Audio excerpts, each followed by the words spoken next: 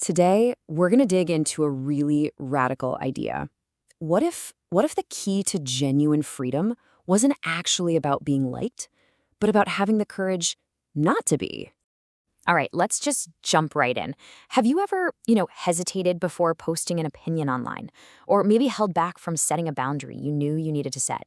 Or even avoided a huge life decision because you were worried about what everyone else would think? That feeling, that's exactly what we're talking about today.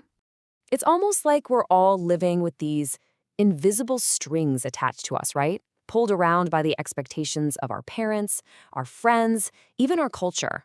And this constant search for everyone's approval, it feels like a trap, and it dictates pretty much every move we make. So, our guide for cutting these strings is this incredible book, The Courage to be Disliked. It's all based on the work of Alfred Adler, who is this giant in psychology with some seriously game-changing ideas about how we can find real freedom and happiness. So, where do we even begin? Well, we start with the really challenging idea. Adler basically asks us to question something most of us just accept as true, the power our past trauma has over us.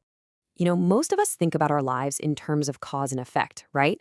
Like, I'm anxious in social situations because something embarrassing happened to me when I was a kid. Adler called that etiology, but he flipped the script. He suggested a different way of looking at it, called teleology. The idea here is that we aren't just being pushed around by our past. Instead, we're being pulled forward by the goals we have right now, even if we don't realize what those goals are. Okay, so this is a huge claim. I know Adler isn't saying that bad things don't happen. Of course they do. What he's arguing is that we, unconsciously, choose what meaning to give those events, and we do it to help us achieve some goal we have in the present. So let's go back to that fear of public speaking. Instead of saying, I'm afraid because of what happened in school, the Adlerian way to look at it is to ask, what goal am I achieving by having this fear today? And maybe the goal is just to avoid being judged or to stay safe in your comfort zone.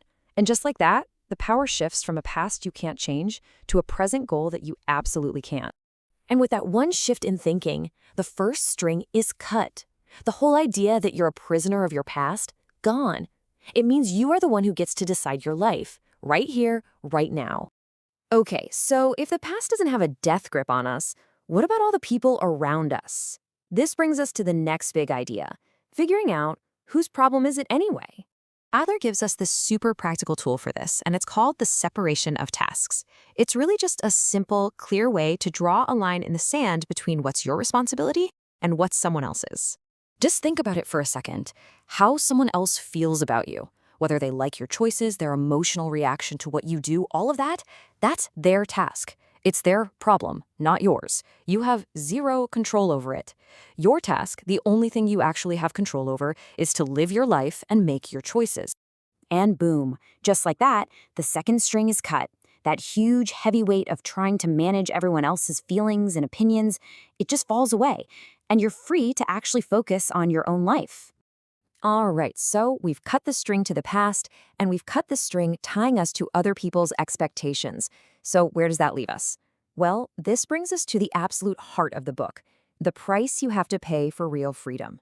And here it is. This is the big one.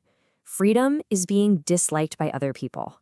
Whoa, I know, that sounds pretty harsh, right? But there is such a deep truth locked inside that sentence. Now, let's be super clear. This is not about going out of your way to make people dislike you. Not at all. The whole point is to just stop being afraid of it. It's about accepting that if you live authentically, if you live by your own values, some people just aren't going to like it. And you know what? That's okay. In fact, that's a sign that you're actually living freely. Because think about the alternative.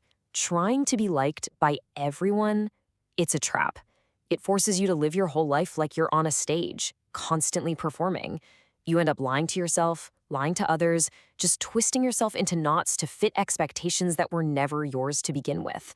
And that is a fundamentally unfree way to live. And when you can truly, deeply accept that, the last, thickest string is finally cut.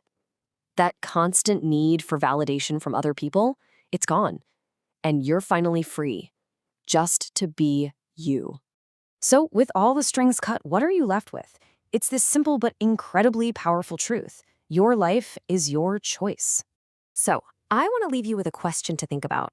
What would actually change for you? I mean, right now, if you just stopped living for other people's approval and started living by your own choice, what's one thing you'd do differently?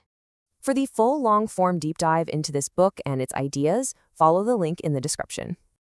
If you enjoy these explainers, please subscribe and comment with books or topics you'd like us to explore next.